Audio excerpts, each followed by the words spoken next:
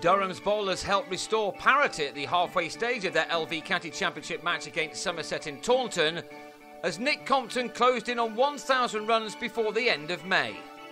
On day one, Durham looked set for an imposing total, but went from 231 for 1 to 353 for 8, but they eked out another 31 runs before their innings was through, with 21-year-old debutant Jamie Harrison scoring the first boundary of his first-class career. It took Somerset 25 minutes to prize him out as he finally edged Peter Trigo to Alex Barrow in the gully after making 15. Liam Plunkett was the last man out for 24, Alfonso Thomas claiming his second wicket of the innings with a catch behind. So Durham were all out for 384, a total which looked to be beneath par on this excellent batting surface, but the visitors' new-look attack came out fighting, and Harrison made a dream start by trapping Errol Sapire in front in his second over, having been given the new ball. Callum Thorpe also thought that he had Barrow out in the same manner, the ball probably just doing a little too much. Durham started the defence of their total in excellent fashion, with Barrow making do with runs off the edge of his bat. Steadily, both Barrow and Nick Compton settled in and started to find the meat of their bats. They took their side to lunch with no further losses and would have had ideas of a very good afternoon as they started to build a good score themselves. But they lost Barrow in the first over after the restart, a big moment for Steve Harmison in his first match of the summer, although there was an element of fortune in the leg side dismissal. Barrow departed for 25, and that brought James Hildreth to the crease to produce a stunning cameo. He immediately took on both Harmison and Plunkett, striking 3 fours from the first 4 balls he faced, and he never looked back from that point as he unleashed an array of dazzling strokes. Harmison may not have the express pace he once had, but he's still not an easy man to pull for 6, even if the leg side boundary here was a short one. It took Hildreth just 35 balls to race to a scorching half-century. Incredibly, with that boundary off Ian Blackwell, 46 of his runs had come in boundaries.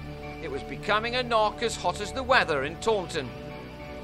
Compton went about his business in a more leisurely fashion, as is his wont. The country's leading run scorers hardly had a failure, and he was soon past 900 first-class runs for the season. There was an audible sigh of disappointment from a good crowd when Hildreth was bowled, but not from an overjoyed Harrison. Hildreth left with 53 runs to his name, made off just 39 deliveries.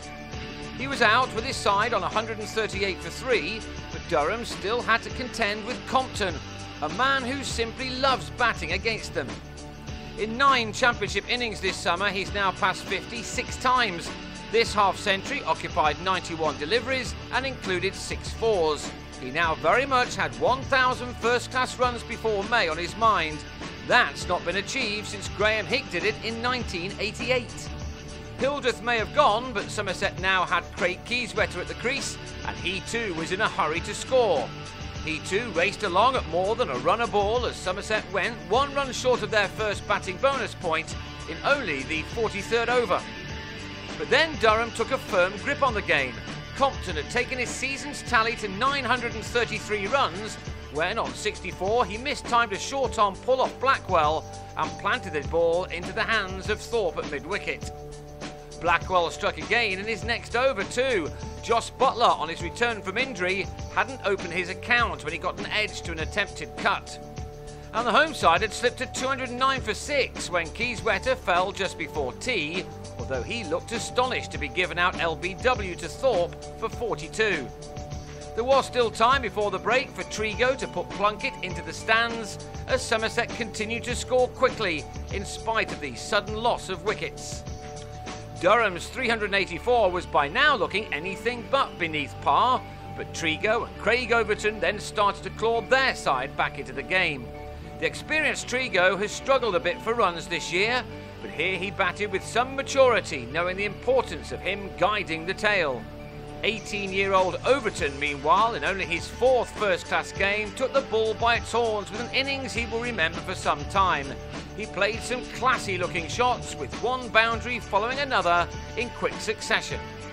And that meant that he became the 3rd Somerset man to reach a 50, his first. He'd needed only 53 balls to get there, 10 of which he'd hit for 4, in an innings of real promise. Alas for him, he was out to the next ball he faced, nicking Harrison for the debutant's third wicket in what was also a memorable day for him.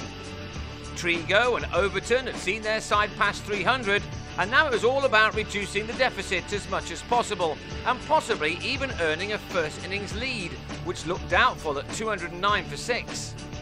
Trigo was the next man to a half-century, his first of the summer. Normally a hard-hitting batsman, he'd taken 87 deliveries to get to 50 and had struck only 4 fours and 1 6. It was, however, a very important knock. He lost Thomas before the day was through. A sliced attempted hit over the top saw the ball from Blackwell squirm its way to Ben Stokes.